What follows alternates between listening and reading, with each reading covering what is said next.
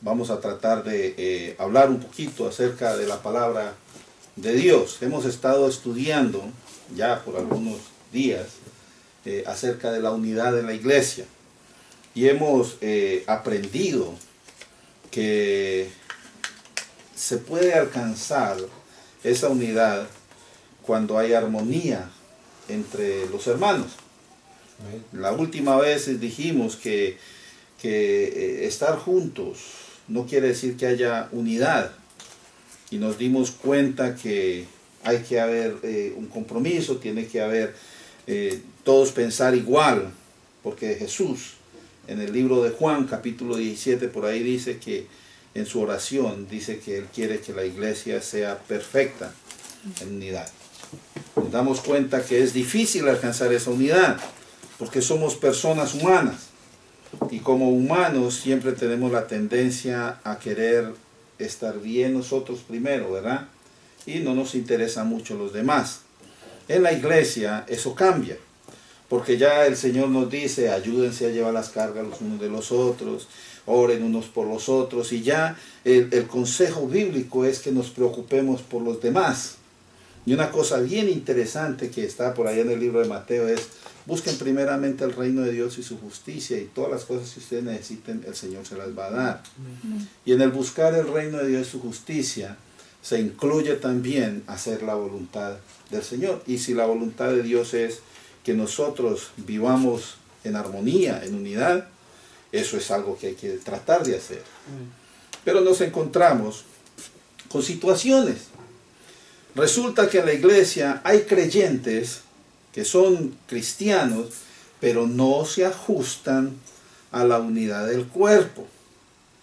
Es difícil para ellos porque en cierto modo se rebelan, vamos a decir, contra las cosas que el Señor pide. Y es por eso que en la Biblia encontramos dos grupos de cristianos. En realidad son tres grupos de personas. En nuestro estudio anterior dijimos, para Dios existen los que son salvos y los que no son salvos, ¿verdad? O sea, los que son creación y los que son hijos. Pero mirando un poquito más detalladamente en la iglesia, nos damos cuenta que en la iglesia hay en cierto modo una división también. Y hay unos que son cristianos carnales y hay otros que son cristianos espirituales. Y el problema es con los carnales. Porque los carnales tienen situaciones de inmadurez, y es lo que queremos nosotros mirar en este día. Vamos a analizar un poquito esas tres clases de hombres para aprender cómo podemos nosotros trabajar, vamos a decir, con esos que son cristianos carnales, que todavía no le echan ganas, que todavía, aunque conocen del Señor, aunque son salvos, no se ajustan al rol de la iglesia. Entonces en el libro de Efesios encontramos unos versículos, vamos a decir, que nos dan un consejo que todos debemos seguir, mas sin embargo no todos lo hacen. Ahí está en Efesios capítulo 4, versículos 22 al 24. Dice allí, en cuanto a la pasada manera de vivir. Y esto es interesante que nosotros tengamos presente lo que nos está diciendo la Biblia. Nosotros vivíamos de una manera antes, pero ahora tenemos que vivir de otra manera. Mas sin embargo, las personas en la iglesia a veces como que quieren todavía conservar rasgos, vamos a decir, de algo que se llama en la Biblia el viejo hombre. Todavía no se quieren despojar. Y la Biblia dice, allí en el pasaje que estamos leyendo, dice, despojaos del viejo hombre. ¿Por qué?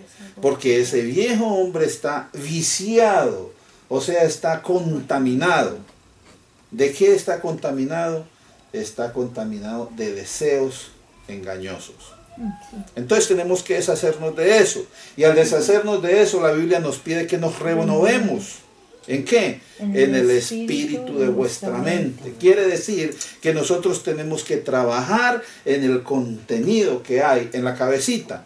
En los estudios anteriores nos dimos cuenta que el control del cuerpo está en la cabeza. Por eso es que Cristo es cabeza de la iglesia y Él es el que dice que es lo que tiene que hacer la iglesia. Y cuando esa cabeza está contaminada, entonces todo el cuerpo va a estar funcionando mal. Y por eso dice aquí, renuévense en el espíritu de vuestra mente. Y luego entonces vístanse del nuevo hombre, porque ese nuevo hombre es semejante o según, dice, creado según Dios en la justicia y santidad de la verdad.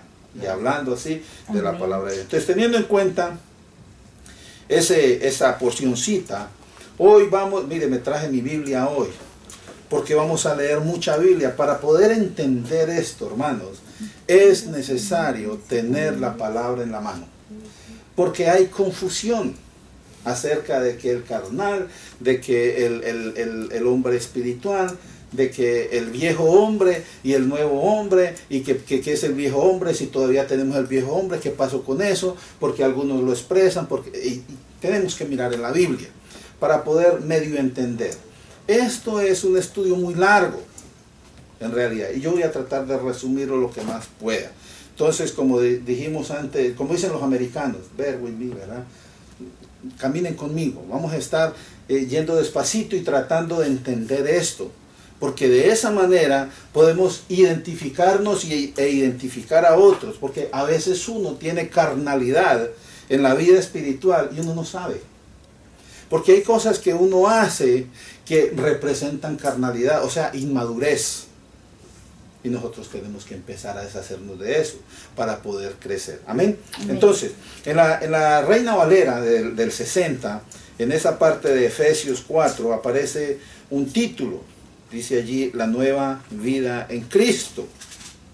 Y por eso es que ese pasaje que leemos dice que hay una pasada manera de vivir. Ya ahorita nuestra manera de vivir tiene que ser nueva. El Señor nos llamó a vivir en unidad. Antes nosotros no vivíamos en unidad, ya lo hemos mirado un poquito. Porque siempre el egoísmo, el deseo de que yo estoy primero, nos exime o nos aparta de querer el bien para los demás. Entonces el Señor nos llamó a vivir en unidad en la familia de Dios. Entonces vamos a analizar esas posiciones, vamos a decir, delante de Dios. Lo que dijimos antes, el hombre natural, el hombre carnal y el hombre espiritual. Y tenemos en cuenta que el carnal y el espiritual son creyentes, pero que tienen una situación allí. Entonces, empecemos. En el libro de Primera de Corintios hay un pasaje que nos ayuda a entender un poquito sobre eso. Y es una lectura larguita, ¿verdad? Pero vámonos, como dijimos, por partes, ¿verdad? Entonces, Primera de Corintios capítulo 2, versículos 6 al 16. Dice allí, sin embargo, hablamos sabiduría entre los que, dice allí, han alcanzado madurez.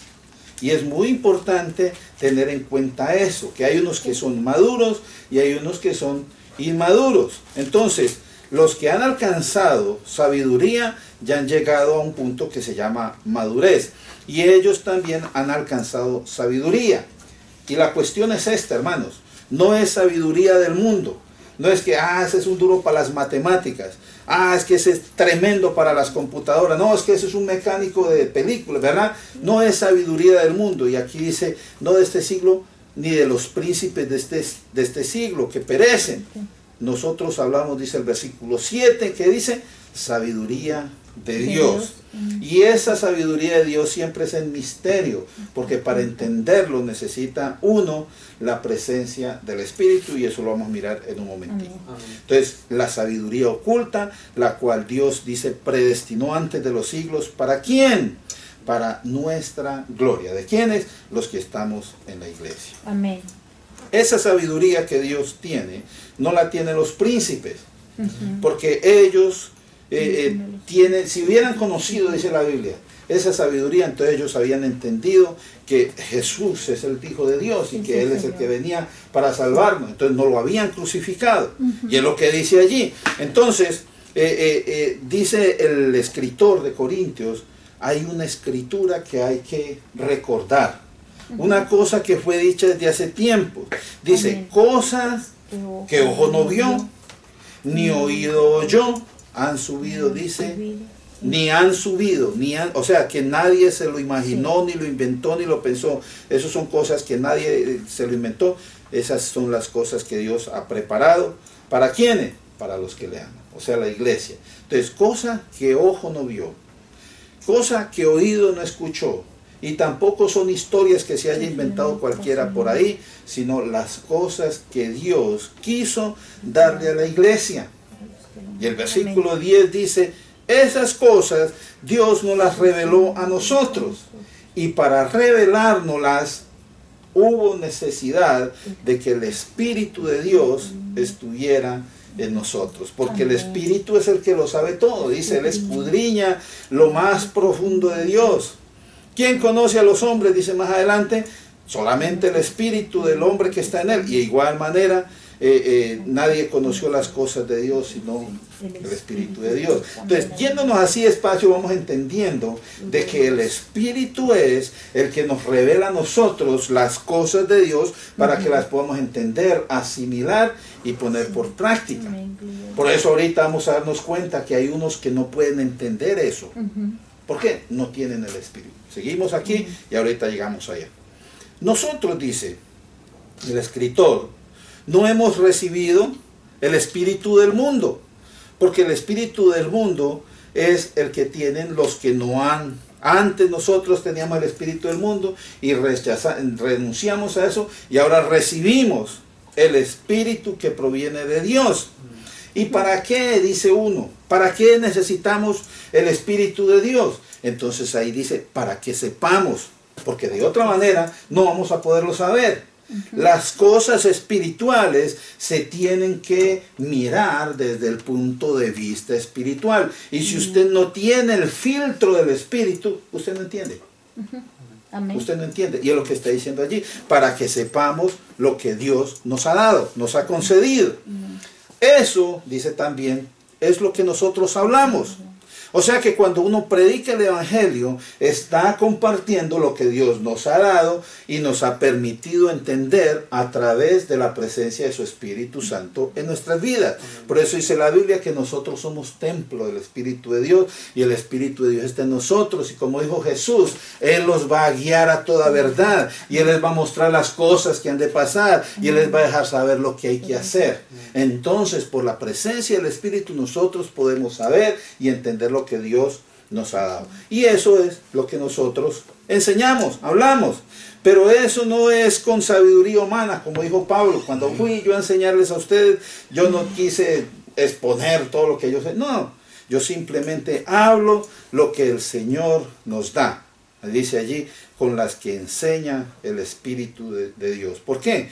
Porque el Espíritu de Dios es el único que puede acomodar, dice allí, lo que es espiritual con lo espiritual. En el Espíritu no hay mezclas, hermano. No hay confusión. Porque hay personas que han tratado de mezclar las enseñanzas de la iglesia con enseñanzas del mundo. Por eso es que usted ve predicadores por ahí. Yo el otro día vi una cosa que yo dije, ¿qué es esto? Hay personas que antes practicaron la magia, que han practicado la brujería. Y vienen a la iglesia y quieren usar eso que usaban antes para hacer cosas en la iglesia. Que tiene que echarle a sal a no sé qué, para que usted pueda tomarse un agua. Y eso son cosas, hermano, que no, la Biblia no enseña eso. Uno tiene que hablar lo que dice la Biblia. Amén. Porque la palabra dice, es espíritu. Amén. Y el espíritu acomoda lo espiritual a lo espiritual. Y esto, mire, hermano, toca, dice uno, despacito para no perder el hilo. Entonces, es el espíritu el que acomoda lo espiritual a lo espiritual. Y aquí aparece el primero. Dice, pero el hombre natural, ¿se da cuenta? Hay uno que es natural. Y ese hombre natural, dice, no percibe las cosas que son del Espíritu de Dios. ¿Por qué? Para él son locura. Sí, amén. Para él son locura. No las puede entender. Porque él no tiene el Espíritu de Dios. Es natural. Eso quiere decir que el hombre natural es inconverso. No tiene la presencia del Señor.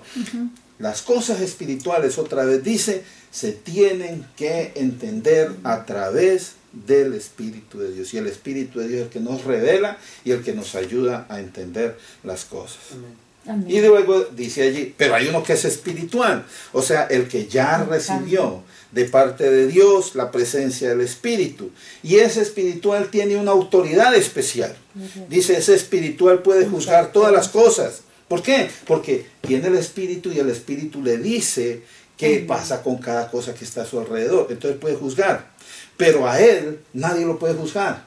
Porque solamente Dios es el que juzga. Y si la presencia de Dios está en la persona, entonces nadie lo va a juzgar a Dios. ¿Verdad? Amén. Entonces es lo que dice allí. Él no es juzgado de nadie. ¿Por qué?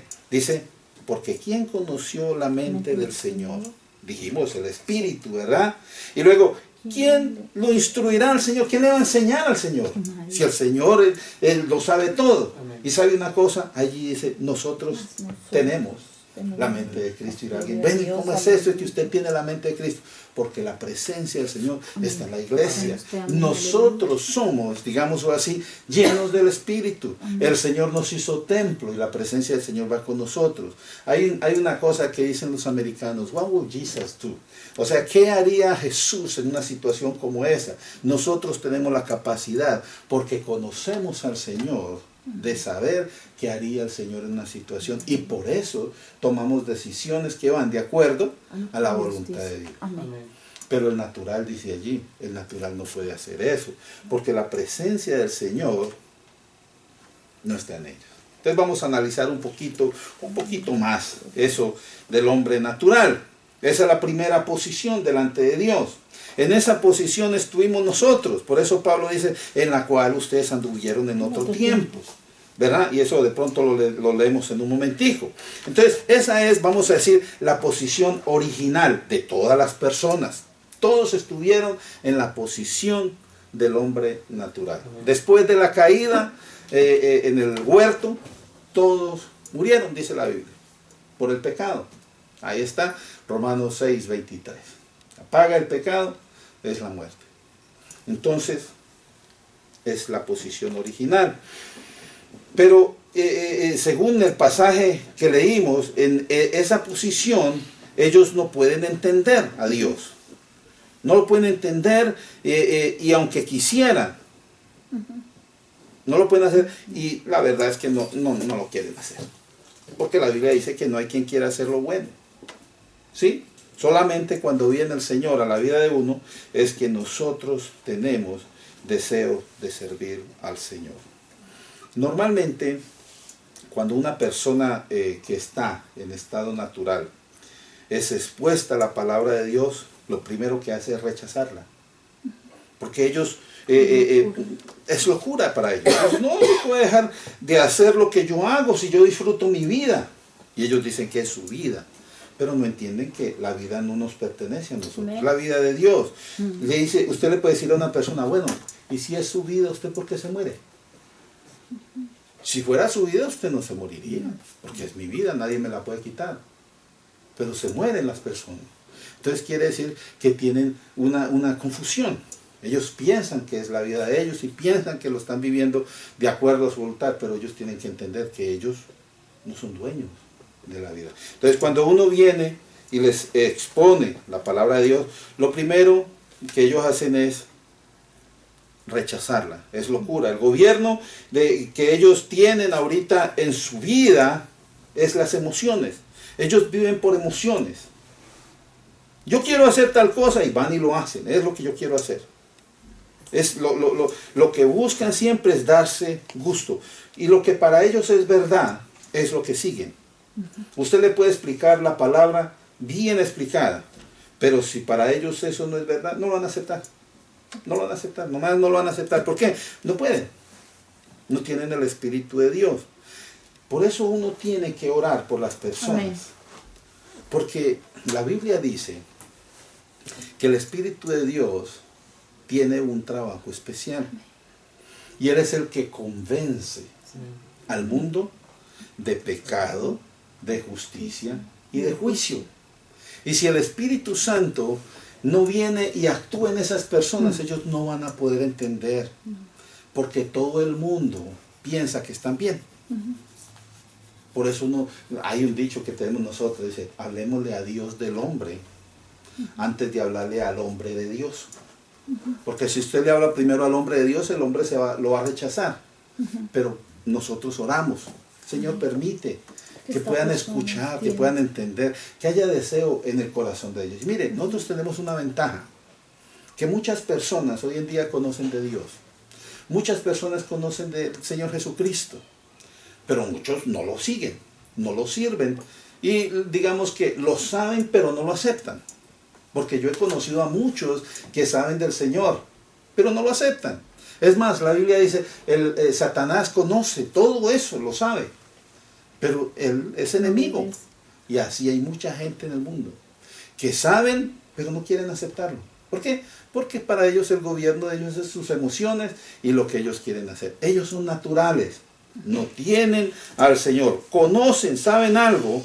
Es como en la naturaleza, y dice en el libro de Romanos capítulo 1, la naturaleza da testimonio de Dios. Sí. Pero la gente no lo quiere aceptar. Ellos dicen, no, yo pienso que eso es algo que suceda, si la naturaleza así es. Y si usted lo quiere leer, lo puede leer. Ahí está Romanos capítulo 1 del 21 hasta el 23. No sé si yo lo puse por aquí.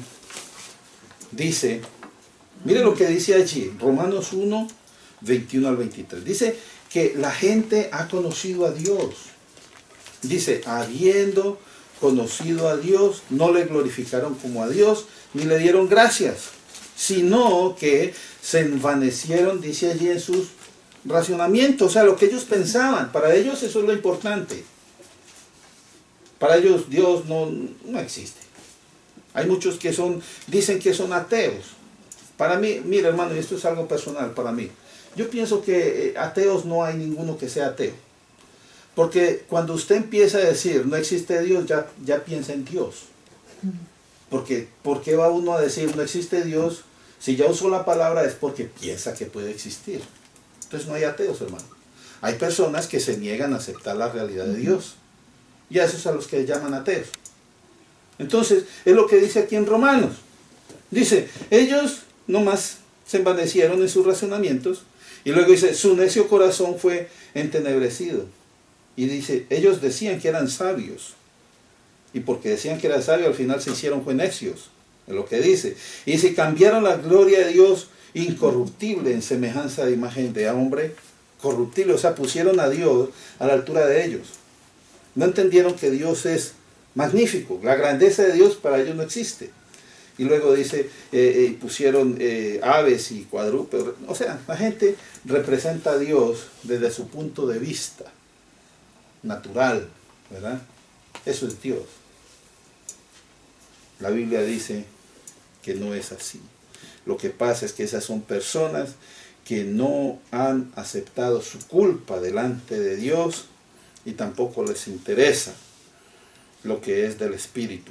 Ellos se sienten libres y no quieren perder ese sentir, esa forma de vivir. ¿Qué podemos decir nosotros en conclusión acerca del hombre natural? Podemos decir algo así como, el hombre natural no ha nacido de nuevo. ¿Okay? Como dijimos en otra enseñanza, es creación de Dios. No es hijo de Dios, es creación de Dios. O sea que esa persona todavía está en condenación.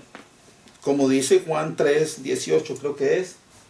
El que no le ha recibido ya está condenado. Ese todavía está en condenación. No acepta la palabra de Dios, ni acepta su gracia, ni el perdón de Dios, que es a través de la fe. Y lo más triste, hermano, es que no les importa. Porque el Dios de ellos es su propia vida. Ellos tienen un Dios en sí mismos.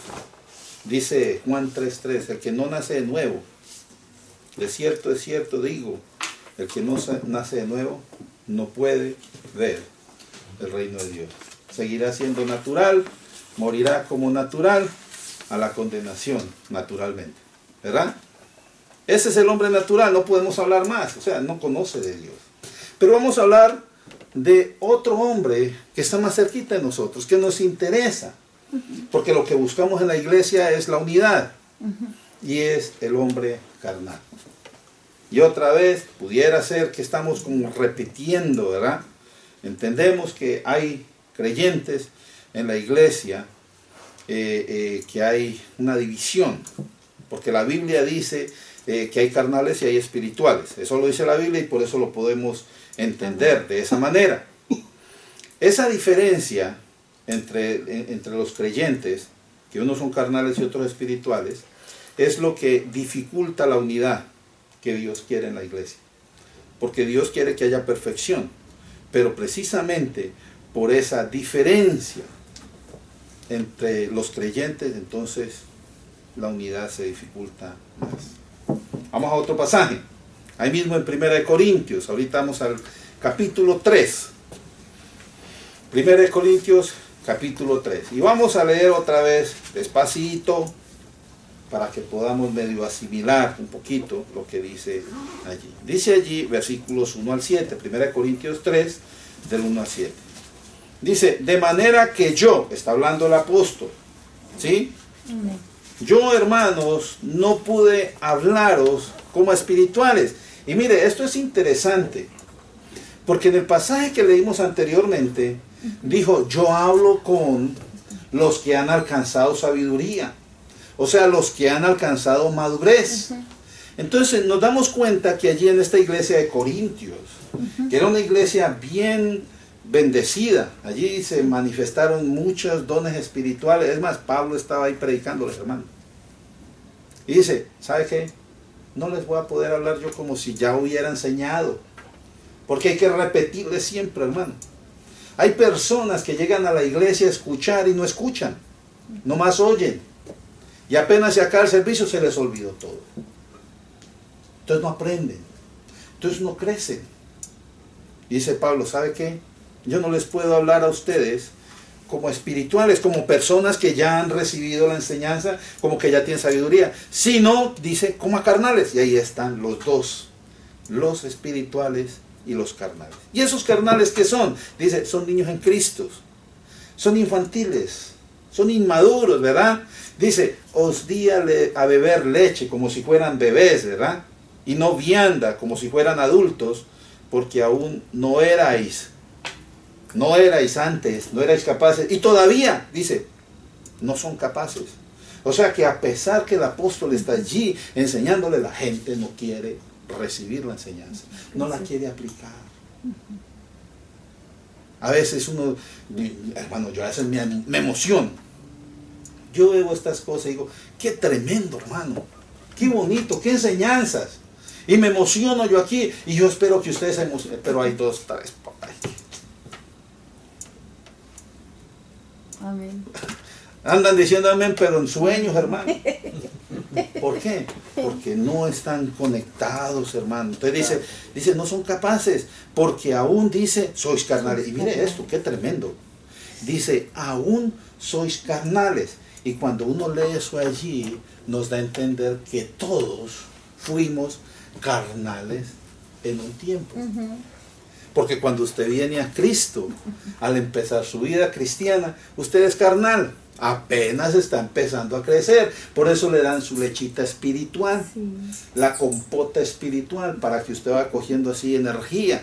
Por ahí en una parte de la Biblia dice el apóstol, no hay que volver una vez a los rudimentos, o sea, las cosas primeras, enseñarles que el bautizo, todas esas cosas son lo primero que uno aprende. O sea, los carnales necesitan eso para aprender en dónde es que se están metiendo, ¿verdad? Y mira, hermanos, hay gente que vive la vida como carnal. Sigue siendo bebés espirituales. Ay, no, qué pereza. Esta iglesia, no, siempre lo mismo. Hermano, aproveche lo que está recibiendo, porque eso es para su crecimiento, ¿verdad? Y ahorita nos vamos a dar cuenta de unas cachetadas que nos da aquí el apóstol, hermano. Póngale cuidado a esto. Mire lo que dice. Porque aún sois carnales, dice. Pues habiendo entre vosotros, ¿qué dice? Celos. O sea, eso es envidia, hermano. Y luego dice, contiendas, o sea, peleita. Ay, no, yo ya no le hablo a él porque me miró feo. El otro día no me saludó. llegó así como muy creído. No, hermano, ¿qué es eso? En la iglesia no debe haber eso. Y luego dice, disensiones, eso disensiones, o sea, hay como divisiones, hermano. Y luego dice, no sois carnales y andáis como hombres. ¿Se da cuenta de eso, hermano? El carnal todavía tiene la apariencia del natural, en cierto modo. Sí. Anda como hombres, los hombres que todavía no han recibido la dote de Dios. Eso es tremendo, hermano. Y mire lo que dice, porque diciendo uno, que dice allí, yo soy de Pablo, y el otro, yo soy de Apolo, no son carnales. Hermanos, mire esto. Hay gente que se enamora de la denominación más que de Cristo.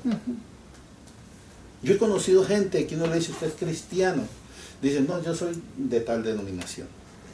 Y entonces, ¿eso fue lo que lo salvó a usted? O sea, que uno estar metiéndose en cuentos. O sea, yo no estoy diciendo que haya un conflicto en lo espiritual conmigo, de que si alguien dice, no, pues a mí me gusta esta denominación. Pero hermano, antes que esa denominación, Cristo, hermano. Amén. Porque aquí el apóstol está diciendo que eso no está bien. Eso lo hacía usted carnal. Eso lo hacía usted inmaduro. Yo soy cristiano. Ah, pero usted, sí, yo participo con los hermanos aquí bautistas. Pero eso no quiere decir que yo deje de ser cristiano para ser bautista. No, yo soy cristiano. Y sigo algunas de las doctrinas de ellos. Porque hay cosas que uno no acepta del todo, ¿verdad? Porque todas las denominaciones tienen sus puntos buenos. Si quitaron todas esas denominaciones, entonces todos seríamos cristianos, hermano. Dice que allá en ese, creo que fue en Éfeso, donde le dieron a los cristianos por primera vez cristianos. Y les dijeron cristianos, ¿por qué? Porque seguían las enseñanzas de Cristo. Pero mire, hermano, aquí ya aparecieron unos que dijeron, no, es Pablo. Y otros, no, es Apolos. Hermano, solo hace uno carnal. Y mire lo que decía enseguida. ¿Qué es Pablo? ¿Se da cuenta? Pablo no es nada. Y dice, ¿y qué es Apolo? Ellos son simplemente servidores. Hermanos, y si usted estudia un poquito la historia de la iglesia, se va a dar cuenta que todas estas denominaciones llegaron de personas que empezaron a predicar cosas de la Biblia. Y entonces le hicieron más énfasis a ciertas cosas en la Biblia y ya de ahí salieron las denominaciones. Pero todo lo que está en la Biblia es lo que ellos siguen, hermano. Entonces, no hay que estar uno con esas cosas, hermano. Y no nos vamos a, como dicen, a pegar aquí. Pero uno tiene que ser cuidadoso con eso, ¿verdad? Entonces ellos son servidores por medio de los cuales han creído. O sea, ellos vinieron y compartieron el evangelio. Simplemente es el trabajo. Y luego dice, y eso según lo que a cada uno concedió el Señor. O sea, que el Señor le permitió a Pablo predicar el evangelio de una manera y a Apolos le permitió predicar de otra manera. Pero eso no quiere decir que haya diferencia en el mensaje, sino la forma en que ellos compartieron el mensaje, ¿verdad? El mensaje es el mismo. Luego dice, Pablo, yo planté, o sea, él vino y trajo la primera enseñanza, y luego Apolo dice, regó, o sea, él los estuvo cuidando por un tiempo cuando Pablo no estaba. Pero ¿quién es el que da el crecimiento? Dice allí, pero el crecimiento lo ha dado Dios. Así que ni el que planta es algo, ni el que riega, sino el importante, hermano. Amén, el gloria importante a Dios. es Dios. Aleluya. La carnalidad empieza cuando usted deja de ver a Dios por mirar al hombre. Ay, no, es que el hermano Julano es tremendo, él ora y todo. No, hermano, aunque el hermano ore bonito, el que hace la obra es Dios, no el hermano. Amén. No Gloria mire a al Dios. hermano. Amén. Es que el hermano canta y cuando canta se siente el Espíritu por todas sus hermanos. No es el hermano que canta, es que el Señor se manifiesta porque la iglesia se puso en un solo sentir, alabar a Dios. Amén, aleluya. Si Dios le dio a ese hermano un don especial, el hermano simplemente está usando lo que Dios le dio para que todos sean beneficiados. Para eso fueron dados los dones, para el crecimiento de la iglesia. No para que un hermano se sienta más que otro, Amén. ni para que se enriquezcan. No, hermano, los dones son herramientas para la iglesia, no para cada quien, hermano. Pero la gente se confunde, se carnaliza mirando a los hermanos en lugar de mirar a Dios, que es el que dio el don. Amén. Amén. Y ahí ve uno, hermano. Hay algunos que dicen, a mí no me gusta esta iglesia, me voy para otra. Como si eso fuera a cambiar. Hermano, tiene que darse cuenta que el problema no es la iglesia. Usted es el problema. Porque el carnal es usted, que no está mirando a Dios, sino las cosas que no le gustan de la iglesia. Toda la iglesia es igual, está compuesta por personas, todos tenemos cosas buenas y cosas malas. Ninguno hay perfecto, dice la Biblia. No hay iglesia perfecta. El perfecto es el Señor que está en la iglesia. Gloria y a a Dios. Él es al que tenemos que seguir, hermano. Amén. Eso de estar brincando de iglesia a iglesia, eso es carnalidad, hermano. A menos que es que usted se va a cambiar de un sitio para otro.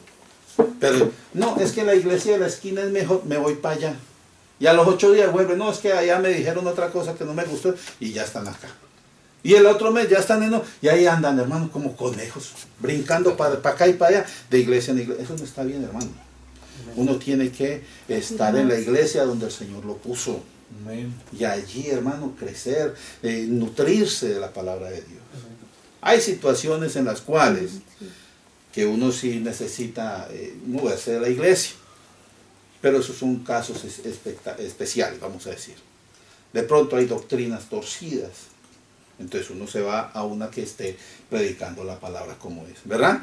Amén. Pero si en la iglesia donde usted está, están predicando la palabra como es. No, pero es que no me gusta porque es que el pastor predica muy largo. Disfrute de eso. Dele gracias a Dios que no es Pablo el que está ahí, porque Pablo demoró toda la noche. ¿Sí? Hasta ese dormido no se mató, lo tuvo que ir a resucitar y no se paró ahí el servicio. Siguieron. O sea, lo resucitando y venga, hermano, no se me vuelva a dormir que no lo va a volver a resucitar. Hay que echarle ganas.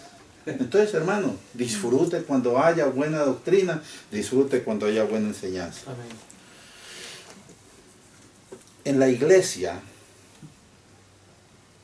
hay algunos que dicen, no, es que en esta iglesia no se hacen las cosas como en otra iglesia. Allá levantan las manos, por decir algo. Allá aplauden. No, que allá hacen no sé qué. Bueno, cantidad de cosas, hermano. Cuando uno vino a los pies de Cristo, tiene que entender una cosa. Se hizo cristiano. Tú puedes ser que estés repitiendo, pero hermano, entiende una cosa. Usted se hizo cristiano antes que cualquier cosa. Pablo dice que ser denominacionalista, o sea que le gustan las denominaciones, es inmadurez y es carnalidad. Entonces, ¿qué hay que hacer? Adoremos al Señor, hermano, con sinceridad, porque es a lo que vinimos. Amén. Lo que pasa es que allá el hermano nomás con su guitarrita. Ay, qué pereza, no hay otros instrumentos, hermano. Hay iglesias donde no tienen instrumentos, igual se gozan. Porque no están mirando al hermano que canta, sino al Señor que están alabando, hermano. Gracias. Y hay que dejar ya la carnalidad y empezar de verdad a alabar al Señor en espíritu y en verdad. Amén. Muchos ejemplos se pueden encontrar en la Biblia de la diferencia entre el hombre carnal y el hombre espiritual. Ellos se diferencian mucho el uno del otro, pero hay una cosa en la que son iguales, y es que los dos son salvos. Amén. Los dos han nacido de nuevo. Por eso es que Pablo los llama a los hermanos carnales. O sea, les falta madurar, les falta crecer. No que están perdidos, como el hombre natural, sino que necesitan crecer. Ahora, hay una pregunta. ¿Qué hace a un creyente un carnal? Ya lo hemos explicado. Por eso yo primero explico, ¿verdad? Y usted ya ahí en su cabecita ya tiene algunas ideas, ¿verdad? Ya leímos 1 Corintios 3, es lo que acabamos de leer, ¿verdad? Pero hay varias partes, por ejemplo en Gálatas. Hay una lista de cosas que hacen los carnales. Y lo interesante es, en Gálatas capítulo 5, lo interesante es que el apóstol o el escritor de Gálatas dice primero lo que es carnal y después dice, pero el fruto del Espíritu es. ¿Sí? Entonces, cuando uno mira esta enseñanza, en Gálatas 6, del 16 al 21, el apóstol le dice a la iglesia, andad en el Espíritu. O sea, anden como espirituales. Cuando uno no se deja guiar por el Espíritu del Señor, entonces tiene la tendencia ¿a qué? A hacerse carnal. Y es lo que dice acá. Dice, digo pues, andad en el Espíritu y no satisfagáis los deseos de la carne. O sea que cuando usted le da gusto a la carne, ¿qué está haciendo? Se está carnalizando. Entonces alguno dirá, ¿será que yo soy carnal? Mire qué está haciendo. Porque, hermanos, se hacen carnales a ratos cuando el resbalón, ¿verdad? Me resbalé. Hay que volver a levantarse, hermano. Y es lo que dice aquí, mire, no satisfaga los deseos de la carne. Porque el deseo de la carne, ¿qué dice? Es contra el espíritu. O sea, lo va a dañar a usted. No lo va a permitir crecer. Dice, y el espíritu es contra la carne. Porque si usted anda en el espíritu, no lo va a estar atacando tanto el deseo. Ya usted puede controlar esas cosas. Quiere decir que uno todavía tiene en el cuerpo, y Pablo lo dijo, miserable de mí, ¿quién me librará de este cuerpo de muerte? ¿Verdad? ¿Por qué? Porque él todavía en su carne, en sus miembros, tiene todavía esa tendencia. Y ahorita lo vamos a mirar más detalladamente. No se me están aburriendo, ¿verdad? El pasaje lo volví a repetir. Ok, Gálatas 6, 16 al 21. Dice, y... El 5, ¿no? No, es el 5 porque... Gálatas 5, sí, perdón. Sí, es que... Estaban perdidos ahí. Disculpe. Sí, yo lo puse... Sí, es Gálatas 5, 16 al 21. 16. Es que aquí lo escribí mal. Ok, entonces seguimos aquí. Gálatas 5, 16 al 21. Entonces dice, y el espíritu es contra la carne. Y estos dos se oponen entre sí. ¿Para qué se oponen entre sí? Dice, para que no hagáis lo que queréis. Gloria a Dios. ¿Qué quiere decir eso? Que el espíritu, si usted está lleno del espíritu, se opone a la carne para que usted no se haga carnal. Sí. Pero si usted le da vuelo a la carne, entonces la carne lo hace más carnal para que usted no quiera orar, para que usted no quiera buscar del Señor, para que usted no se quiera congregar. Por eso es que hay algunos creyentes que están explosivos en una semana y quiero orar y quiero alabar y gloria a Dios, y eso le hablan a uno, hermano, lo tocan a uno con esas frases impresionantes, ¿verdad? Uy, este hermano está lleno del Espíritu, pero a los 3 días,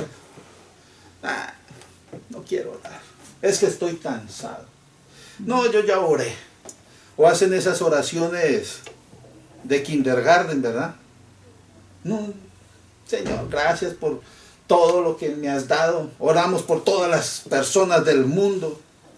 No son específicos, ¿verdad? Al Señor le gusta, quiere pedir algo, pídale por una persona. No, pues por todas las... Sí, queremos, Dios también quiere que se salven todos, pero pues todos no quieren ser salvos. O si usted le habla específicamente al Señor. ¿Y eso qué es? La persona ha bajado la guardia y se está carnalizando, hermanos. ¿Y sabe qué pasa? Cada vez crece más eso. Se hace más carnal y menos quiere venir a los pies de Cristo y seguir orándole al Señor. Por eso, hermanos, que hay mucha gente que conoce a Dios y ha apartado. Sí, están apartados y viven disfrutando su vida loca, como dicen por ahí, ¿verdad? Pero sabe una cosa, hermano, es mejor que se dispongan a levantarse para que no venga el Señor y los levante, porque ahí sí va a doler, hermano. Dios al que recibe por hijo, dice la Biblia, disciplina. Y si no se portan bien, el Señor los acomoda, hermano. Y Dios es como, así como cuando usted está volando una papalote, le dicen, una cometa, ¿verdad?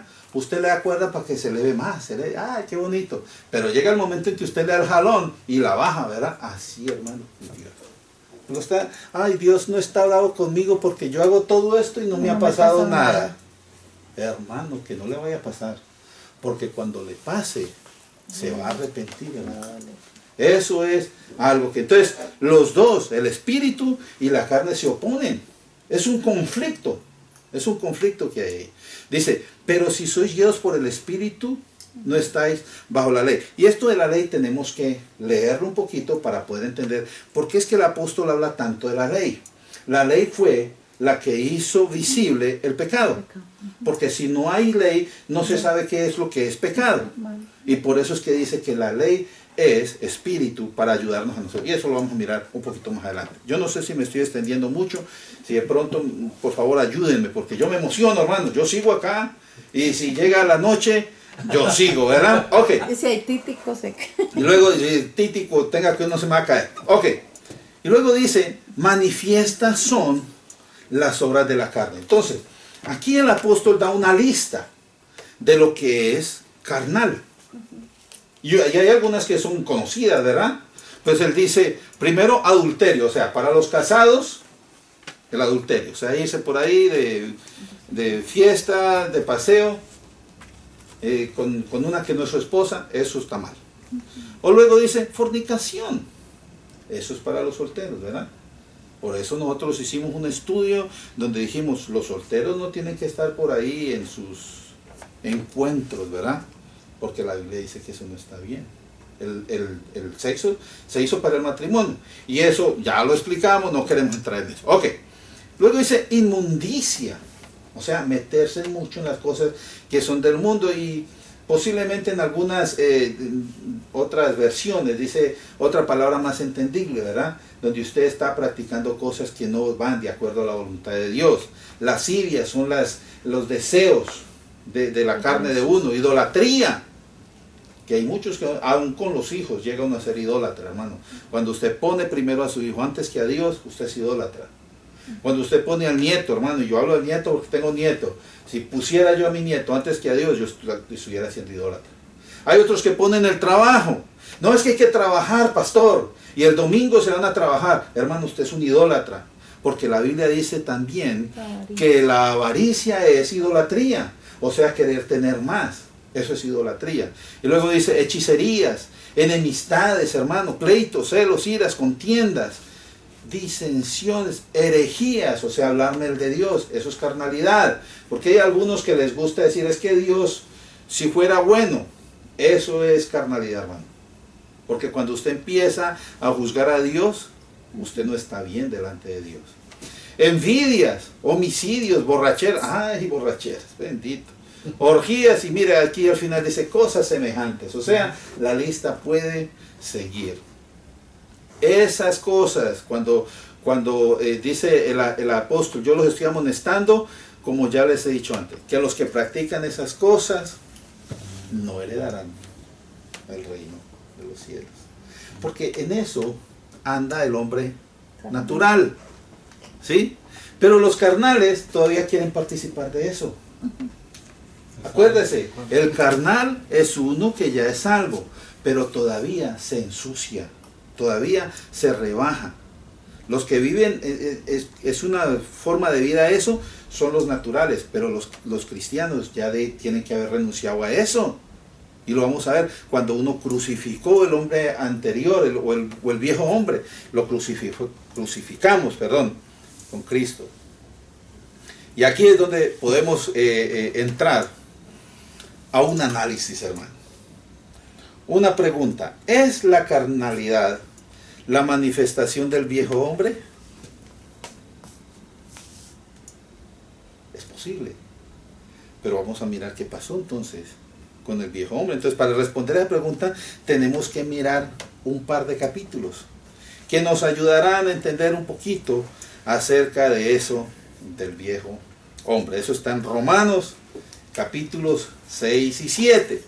Ahora, le voy a preguntar a alguien que me diga, por favor, qué hora es, porque no queremos entrar en un tema largo. 12 y 20. 12 y 20, ok. Yo les voy a decir, hermanos, que por favor, vamos a leer estos capítulos en la casa. simplemente les voy a dar a ustedes unas notificaciones. La primera cosa que uno encuentra en esos dos capítulos, capítulos 6 y 7, lo primero que dice allí, al final del capítulo 5 es, mas cuando el pecado abundó, dice, sobreabundó la gracia, ¿verdad? Entonces, en esa afirmación, el apóstol, esa es la afirmación que el apóstol da para dar a entender que la gracia es mayor que la ley, ¿verdad? Porque dice en el capítulo 5, usted lo puede leer, que la ley, perdón. Romanos Sí. 6 y 7 y Sí, terminando el 5. Sí, pero terminando el 5 es lo que dice esa parte de allí. Entonces dice, la ley es dada por Dios, pero la gracia es mayor, porque viene la gracia y somos liberados de la ley. Aunque la ley sigue siendo vigente para aquel que no es del Cristo, porque sigue siendo pecado todo lo que dice la ley. Pero cuando venimos nosotros a Cristo, nos liberamos de la ley, o sea, del castigo, porque Cristo ya pagó. ¿Sí me entienden? Sí. Entonces, nosotros, o sea, la ley sigue siendo vigente en el hecho de que lo que dice la ley es verdad, pero a nosotros ya nos ha liberado el Señor a través de su obra en la cruz. Él ya pagó. Ok. Entonces, lo que está diciendo aquí el apóstol es, la gracia es mayor que la ley, porque por la ley se descubrió lo que la abundancia del pecado, ya que es pecado, pero la gracia de Dios, por la gracia de Dios, entonces el pecado perdió ese poder destructor, porque en el Señor somos perdonados del pecado. ¿Sí? Amén. Bueno, ahí más o menos. Y es lo que dice en Romanos 6:23. La paga del pecado, la muerte, pero la dádiva del Señor Es vida eterna en Cristo. Entonces allí nos damos cuenta de que el Señor nos levantó y nos liberó del pecado. Entonces, hay otra pregunta que empieza allí en el capítulo 6. Ahora sí, dice, entonces vamos a pecar más para que haya más gracia. No. La respuesta inmediata es, no puede usted decir que va a pecar más. ¿Por qué? Porque usted dijo que murió al pecado. Entonces, si murió al pecado, ¿por qué dice que va a pecar más? Entonces usted está mintiendo. Y es lo que está diciendo. Dice, de ninguna manera. Porque el que murió para el pecado, ¿cómo va a seguir en el pecado? Y eso está en los versículos 1 al 5. Por eso yo les digo, y ustedes lo van a leer. Así no me extiendo tanto, porque lo iba a leer despacito, para que se entienda. Y si alguna cosa, entre 8 días podemos darle una repasadita a esos dos capítulos, nomás para que podamos, como dice, rumiar o sacarle bien el jugo a toda esta enseñanza. Amén. Luego dice en la segunda parte, en Romanos 6, del 6 al 14 y 19 al 23, que el viejo hombre fue crucificado con Cristo. ¿Qué quiere decir eso? Quiere decir que lo que encierra ese concepto del viejo hombre, ¿verdad? Es lo que vivíamos como hombre natural. El viejo hombre es la vida antigua, hasta que llegó Cristo. ¿Se da cuenta de eso? Entonces, cuando usted está fuera de Dios, usted no tiene deseo de Dios, no tiene ganas de seguir. Entonces, eso sucedió para que el cuerpo de muerte. Entonces, cuando viene a Cristo, el viejo hombre es crucificado con Cristo, ¿verdad? Eso lo vas a leer en la casa. Es crucificado con Cristo con un fin. Dice que el cuerpo de muerte. ¿Cuál es el cuerpo de muerte? Los miembros. O sea, este cuerpo que es el que desea del pecado. ¿Sí? Por eso dice Pablo, yo, miserable de mí, ¿quién me va a librar de este cuerpo de muerte? ¿Y cuál es el cuerpo de muerte? Este cuerpo físico, que es el hombre exterior. ¿Sí? Y vamos ahorita a hablar del hombre interior. O sea que la carnalidad de nosotros se ha destruido. En otras palabras, la tendencia hacia el mal de nosotros todavía está en cierta manera en nosotros, pero ahora nosotros lo podemos dominar a través de la obra de nuestro Señor Jesucristo. Amén, amén. Y por la obra de Cristo en nuestras vidas, poco a poco, en lo que se llama la santificación, que es un proceso de toda la vida, Todos los días tenemos que seguir creciendo. Pablo lo dice así, aunque este hombre exterior se va dañando poquito a poco, el interior va creciendo, ¿sí? Entonces es lo que es la santificación. Y nosotros poquito a poco creciendo en el conocimiento del Señor y en la santificación, entonces se va exterminando lo que es el cuerpo de muerte. ¿Qué quiere decir? Quiere decir que tenemos nosotros ya el dominio sobre nuestro cuerpo para no pecar. Gloria a Dios. ¿Sí? Y eso se logra porque el Señor está con nosotros. Amén. Ahora, otro punto que ustedes van a leer allí, Romanos capítulo 7, del 7 al 12, dice que por causa de la ley se descubrió que éramos esclavos del pecado. ¿Sí? Entonces, sabemos que pecamos porque la ley fue la que mostró que era transgresión.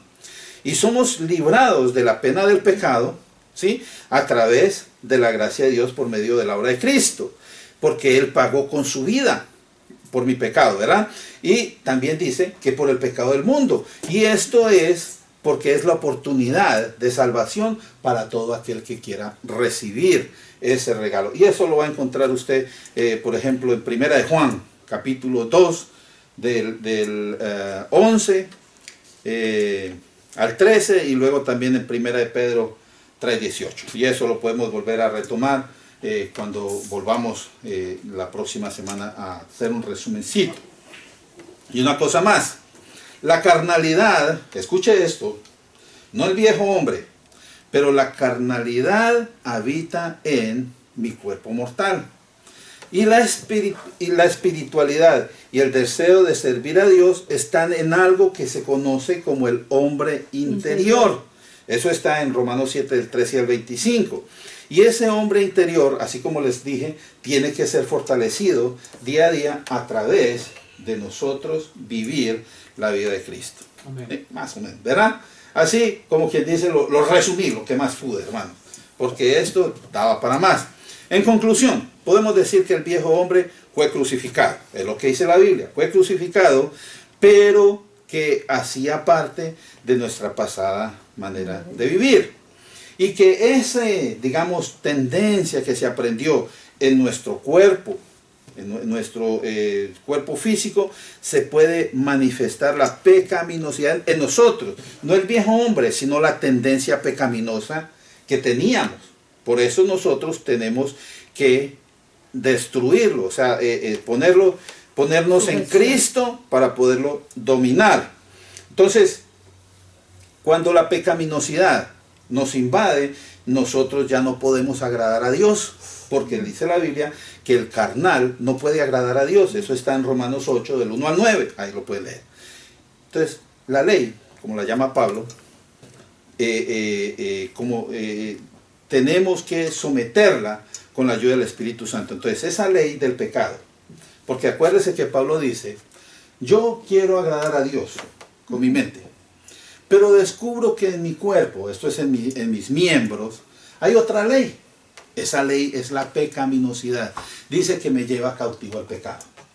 Entonces, esa ley nosotros tenemos que eliminarla o someterla con la ayuda del Espíritu Santo. Amén. ¿Cómo? Resistiendo la tentación, sí, y todo deseo de satisfacer nuestra carne, porque la carne jala duro, hermanos, y más si usted no está bien metido con el Señor. Amén. Entonces hay que hacer morir lo que es terrenal en nosotros. Sí. También lo dice allí Romanos 8, del 12 al 17 y Colosenses 3, 5 a 7. Son pasajes que yo les doy para que ustedes los lean, hermanos, porque si no nos extenderíamos muchísimo. Ahora, ¿cómo evitar la carnalidad? Tenemos que empezar a buscar más de Dios. La Biblia dice que pongamos la vista en las cosas de arriba, donde está Cristo, ¿verdad? Y no en las de la tierra, para que de esa manera nosotros podamos fortalecernos, como dijimos, en el hombre interior y podamos resistir, como dice, resistir las acechanzas del diablo. ¿Y cómo hacemos eso? Hay una armadura que el Señor nos dio. Hay que vestirnos de esa armadura, Efesios 6, 13 al 18, para que podamos destruir los dardos del enemigo. Entonces, Cristo nos llamó a ser un cuerpo. Cuando nos dejamos llevar de los deseos de la carne y los sentimientos, entonces creamos dificultades en el cuerpo para que haya unidad. Tenemos que trabajar en la espiritualidad para que podamos vencer, ¿verdad? Y salir adelante. Hermanos, traté de resumir, o si no, aquí estaríamos todavía en unos versículos atrás. Yo espero que lo lean, hermanos. Si tienen preguntas, me dejan saber y yo trato de explicárselo. Dentro de 8 días podemos tomar un minutico para nomás revisar esto y hablar un poquito acerca del hombre espiritual, que es la meta que nosotros tenemos que buscar como creyentes, como hijos de Dios. Vamos a estar de pie, vamos a orar, démosle gracias al Señor porque Él ha sido bueno. Gloria a Dios. Padre bendito, en esta tarde te damos gracias, Señor, por este mensaje, por esta palabra. Mi Dios, tenemos que aplicarla a nuestras vidas. No queremos, Señor, que la carnalidad siga asediándonos, Señor, sino que queremos dominar, Señor, estas tendencias que por alguna razón a veces se manifiestan. Ayúdanos, Señor, a buscarte más, a orar más, a leer la palabra más, dedicarnos a ti como dijimos cuando nos comprometimos a seguir. Bendice a cada uno de mis hermanos, mis hermanas, Señor, y a las familias aquí representadas. Y ayúdanos a vivir para la gloria tuya. Te damos gracias, Señor, en el nombre de Jesucristo, nuestro Señor y nuestro Salvador. Amén. Que mi Dios les bendiga a cada uno de ustedes. Oremos, hermano, por la